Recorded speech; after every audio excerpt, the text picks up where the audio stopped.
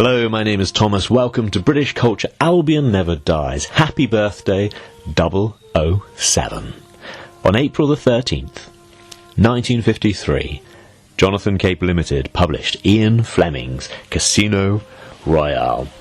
The opening lines are famous the world over. The scent and smoke and sweat of a casino are nauseating at 3 a.m. Then the soul erosion produced by high gambling, a compost of greed and fear and nervous tension, becomes unbearable, and the senses awake and revolt from it. James Bond suddenly knew that he was tired. Well, tired he may have been in those opening sentences of this book, but he gave life to a very, very successful book series and a film series which has certainly outgrown it, as well as video games and fan associations and very real friendships among the community who love this series. On this day, I thought it'd be worth going back and looking at the very, very origins of James Bond's Casino Royale, the book that started it all. And naturally, one of the first places I looked to was The Life of Ian Fleming by John Pearson. This is a good medium weight and good insider account of Fleming's life. The first biography I read was actually called For Your Eyes Only, Ian Fleming plus James Bond by Ben Macintyre. I got the hardcover edition. That's a really nice coffee table book. So if you're a fan of the films, haven't quite delved into the books yet, then the Ben Macintyre book is probably a really good one to go into. If you love the books, I would recommend the John Pearson one. And if you want true, granular, deep detail, the latest book on Ian Fleming, the Complete Man by Nicholas Shakespeare, that's the book for you. So first I'll have a look at the John Pearson book, because chapter 16 describes the run-up to getting Casino Royale published and sets it in Fleming's broader life. Fleming's new life must have been exciting during those months of the early summer of 1952. All within a matter of a few months, he got himself a new wife, a new house, a new 2.5-litre Riley, and the possibility of 2 new careers, one, rather doubtfully, as a novelist, and the other as a European controller of the North American newspaper Alliance. He was carried along by an unaccustomed mood of optimism. Even money was not a matter of serious concern. There was always the Fleming collection to fall back on if the worst came to the worst, and on May 6th, he was writing to Sir William Stevenson saying once again he had been bid many thousands of pounds for it, but have turned the offer down, as I can see Anne and I living on it when the currency system fails. He had high hopes of making a success of his work for the North American Newspaper Alliance, work which he was doing with Lord Kelmsey's permission. During May and June, he took a lot of trouble on their behalf. At one moment, he was having to tell Bryce that Randolph Churchill might not be the best person to do a series of articles with NANA, hoped to sell to Kemsley House, since he is not in great favour in this stable. The next, he was advising him to communicate directly with newspaper proprietors rather than with their editors.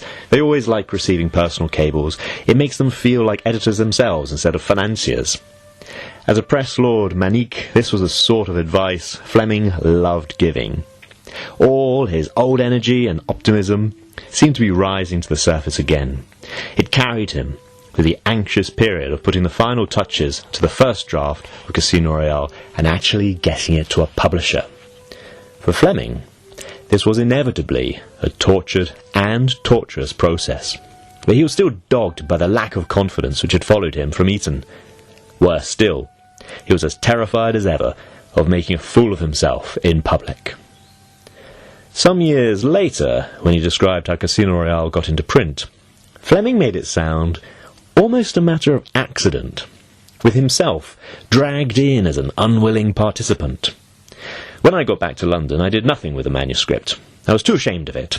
No publisher would want it, and if one did, I would not have the face to see it in print. It so happened, however, that on May 12th he was having lunch with William Plummer at the Ivy restaurant, and suddenly he asked his friend how you got cigarette smoke out of a woman once you've got it in. "Always, I hope," says Plummer, alert to the caprices of the human race, and generally expectant that they are likely to be grotesque, I must have speculated rapidly on this intimate-sounding interjection. Fleming went on to explain that one couldn't use a word like exhales, while puffs it out he thought sounded silly. It was at this point Plummer looked up sharply and said, "You've written a book," adding predictably that he would love a chance to see it. With some show of reluctance, Fleming agreed. Such, at any rate, was his version of how Plummer came to be interested. In fact, the incident was typical of his approach to something he was deeply concerned with, and the difficulties of getting the cigarette smoke out of Vesper Lynd was more apparent than real. In Casino Royale, the phrase reads quite effortlessly, and then exhaling it casually through her lips and nostrils. For Fleming had almost certainly worked out the approach to Plummer very carefully beforehand, so as to inform him of the existence of the book without seeming to, and without actually asking him to look at it. His self-respect could remain intact. Responsibility for reading Casino Royale would rest with William Plummer. One can feel for Fleming, poised as he was between the desire for success and the fear for failure. For at last, after all these years, he had actually done what he said he would do. He had written his spy story to end all spy stories, yet a painful dilemma remained. As he must have realized by now, he had put far more of himself into Casino Royale than most authors put into their novels. He, of all people, a man who had gone through life switching from personality to personality and always attempting to avoid eviscerating myself in public, had finally made his great act of self-revelation. Even so, the process of getting the book to the publisher was painfully slow. It was nearly 2 months before he let Plummer have his dog-eared and heavily corrected manuscript, and when he did so he accompanied it with a note of eager self-deprecation. After telling Plummer that he had not sent him the book before because "I am really thoroughly ashamed of it," he went on, "I had the idea that one could write a thriller with half one's mind, and I simply wrote 2,000 words a day to show myself that I could. I didn't read it through as I wrote it, and when I got back to England, and I did so, I was really appalled. The dialogue, a lot of the description, and the main characters are dreadfully banal, and 3/4 of the writing is informed with what I can only describe as vulgarity. Such good action moments as there are in the story have been more or less thrown away, and so far as I can see the element of surprise is completely absent." Having dissociated himself from the story, almost as if he had never written it, he went on to say the only reason he was letting Plummer see this miserable piece of work was that he wanted to know whether any of it was worth saving. "Then, when I go back to Jamaica next year, I might try to sweat it out again, and this time take a bit more trouble. After rifling through this muck," he concluded, "you will probably never speak to me again. But I have got to take that chance. For God's sake, don't mention this dreadful opus to anyone, and for heaven's sake believe, as I'm sure you will after you've read a few pages, that this is not mock humility." Then, once more in the very last sentence, he tried to cover himself by placing the responsibility on Plummer. "If you had not asked for it on that postcard, you would certainly never have seen it, so this is all your fault, anyway." With this last, abject warning, the book, which launched the most popular fiction character of its decade, lumbered on its way to its future publisher. Fortunately, Plummer knew Fleming too well to pay overmuch attention to the twistings of his serpentine ego. He read the manuscript quickly, and ignoring Fleming's veto on showing it to another soul, passed it on to Daniel George, Cape's other reader, before giving his own considered verdict. The life of a publisher's reader is a curious one. The financial rewards are not great. Success brings with it no measure of fame, and there are occasional moments when an error of judgment can rob the publisher of a fortune and ruin the reputation of the reader. But William Plummer and Daniel George did not miss, and on July the 14th, 1952, the first fan letter about James Bond was written. Daniel George wrote to Plummer, "My dear William, I sat up till 1:20 last night. Casino Royale made me sit up. It was so exciting that I could persuade myself that I was back at the old baccarat, and the vodka and caviar was so delicious that I tolerated the abominable condition of the typescript." So there we go. The run-up to Casino Royale's acceptance and publication by Jonathan Cape. For what happened when it was published, I really want to go to the deep detail provided by Nicholas Shakespeare in his biography, The Complete Man. I really enjoyed this book. It is very, very detailed. He goes back to the important date. One of the most famous debuts in literary history was published on 13th of April 1953. Ian had suggested the date to Cape 6 weeks before Queen Elizabeth II's coronation. The Royale in the title may help pick up extra sales over the coronation period. The sales were respectable for a first novel, although not remarkable. At the last minute, Cape halved the first print to 4,750 hardback copies, selling for 10 shillings and 6 pence. Today, says John Gilbert, the leading specialist in Ian's novels, a truly fine copy in a jacket would be priced around £65,000. By late May, Cape had sold out of the first run, earning £218, 19 shillings and 7 pence, and had reprinted 2,500. My profits from Casino will just about keep Anne in asparagus over Coronation Week, Ian grumbled to Jonathan Cape. The publisher, George Winfield, told Mary Pankin's undergraduate nephew Thomas, "My dear Thomas, you and I know about the book, but no one outside London has heard of it. It's what we call in the trade a West End sale. In America, 3 leading publishers turned it down.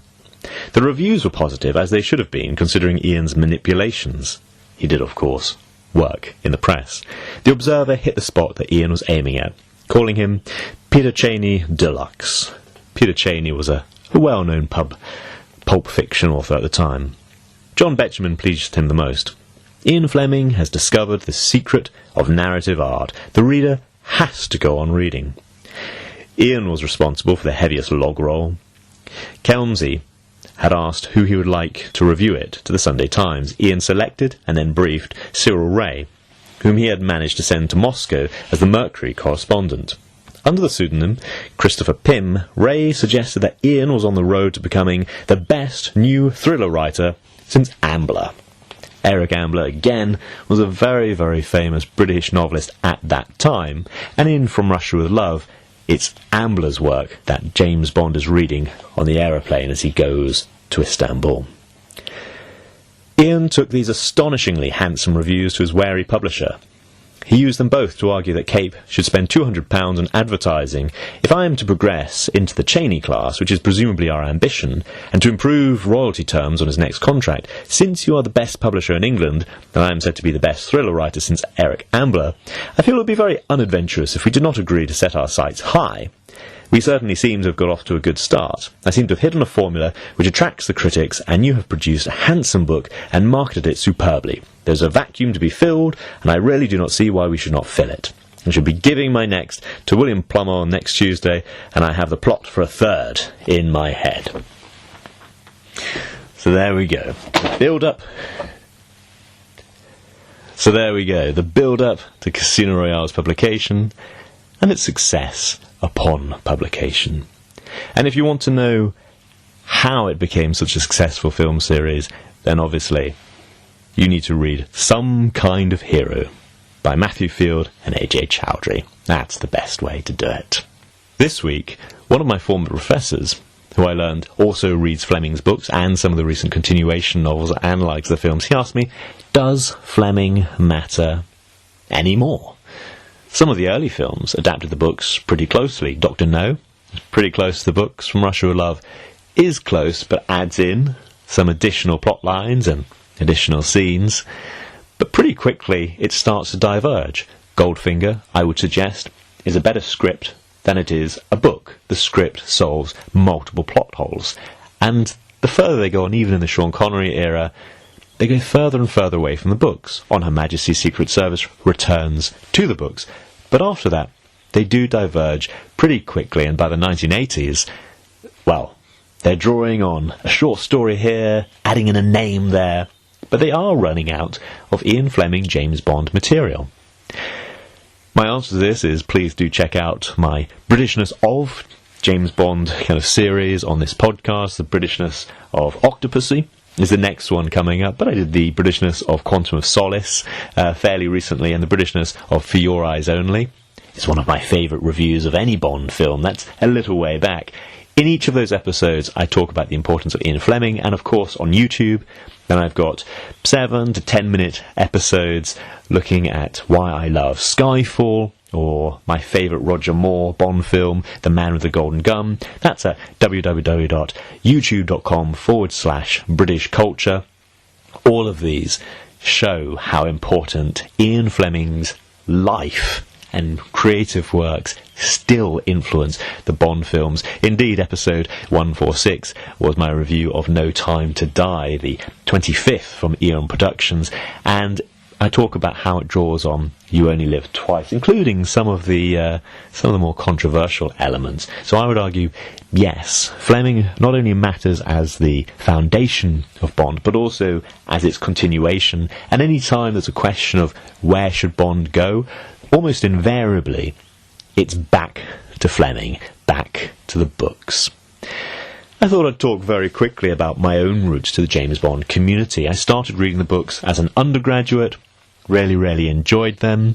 It made me appreciate the films in a way I'd never ever appreciated them before. But it didn't lead to the James Bond community at that time. It was much later. I was in China at around 2015. I was going to have a suit made. I didn't have my parents with me, who'd previously been with me when I'd had a suit made. So I was in China, I started looking at menswear blogs, and, well, James Bond's pretty well dressed, so I thought maybe take a little bit of inspiration from that. And I found the bondsuits.com blog site, and every week there was a great new article talking about James Bond suits, and that was really useful to show to my tailor and said, I like this but not this. It was really good at clarifying and expressing what I wanted. And one week it was a podcast, a new podcast called From Tailors with Love, in which Matt, who runs the blog site, talked to Pete, who runs the podcast, and I just love their conversation. I set up my own Instagram account. I thought they'll never get back to me. They got back to me within almost an hour of me messaging them, and it kind of helped spur me on to create this podcast. I'd already been running kind of podcasts and blogs and articles for a company I worked for as a successful manager, well rewarded, but in a very large company. I wasn't building it for myself. I was building these great things, and I thought, why not do something for myself? And having this account has really helped me connect to, well, the original idea was just Matt and Pete, and then from them I discovered there's other Bond fans, and more. Joe Darlington, for example, at Being James Bond, and of course David Zaritsky at The Bond Experience, and a whole variety of others going out from there. It's really built this James Bond community. Recently, I've had some absolutely lovely treats from some friends in the community, and it really feels like a community. So we'll meet up, we'll have coffee. Bond Up North, Sam gave me a lovely collection of things from Betty's, which is my favourite tea shop in the world. In fact, I love it so much that when I visited the UK on holiday from China, I bought some Betty's tea. So I've literally taken tea to China because it was Betty's tea. So Bond Up North gave me this little collection, which I really appreciate. And this week I met a friend, I'll name him David Webber, who actually took me out to tea. He was visiting the UK all the way from the USA, so he took me out to tea, and I really appreciated it. And I must say thank you to Two Green Thumbs on Instagram. I won't say his name, just his handle on Instagram, Two Green Thumbs. He's into retro gaming, who bought and gave to me, although I know he was tempted to keep it for himself, a signed photograph of Sean Bean, one of my favourite actors overall, a Bond, an actor, Sharp, the man who could never die, and of course Boromir in The Lord of the Rings. He's one of my favourite actors, so I really appreciated it. Why were these three fellas being so kind to me? Well, they probably realised that April the 13th is not just James Bond's birthday, it's also mine, and this year is my 40th, so these three guys were treating me. So, happy birthday, 007, and also happy birthday to me. Thank you for listening. I hope you enjoyed it. Goodbye.